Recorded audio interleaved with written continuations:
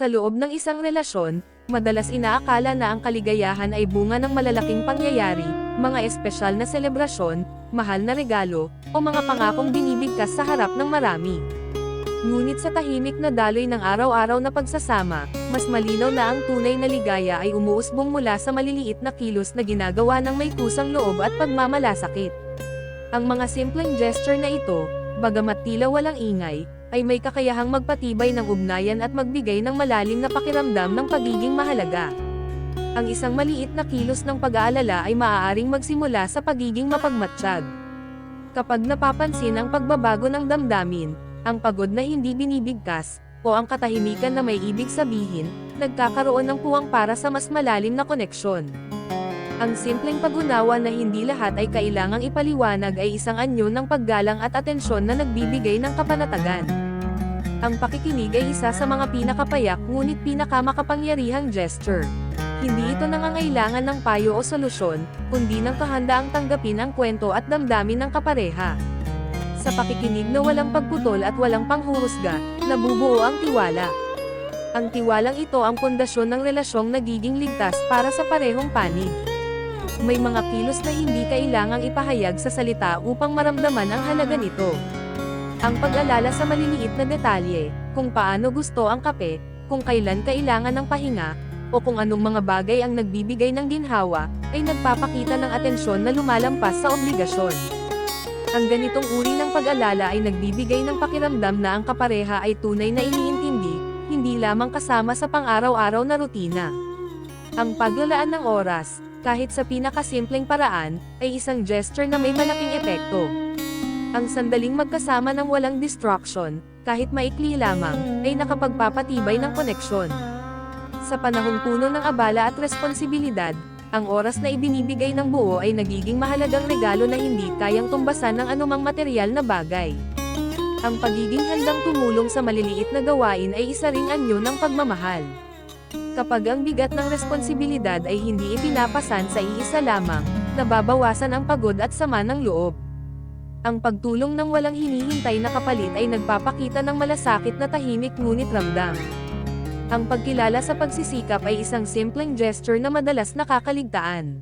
Ang pagpansin sa ginagawa ng kapareha, kahit ito ay bahagi ng kanyang tungkulin, ay nakapagbibigay ng lakas ng loob. Ang pakiramdam na ang pagsisikap ay nakikita at pinahahalagahan ay nagdudulot ng kasiyahang hindi madaling mawala. Ang paggalang sa katahimikan ay isa ring mahalagang gesture. Hindi lahat ng sandali ay kailangang punuin ng usapan. May mga pagkakataong ang presensya lamang ay sapat. Ang kakayahang maging magkasama ng hindi kailangang magsalita ay tanda ng komportableng relasyon na may malalim na tiwala. Ang maliliit na kilos ng pag-unawa sa oras ng pagkakamali ay may malaking epekto rin.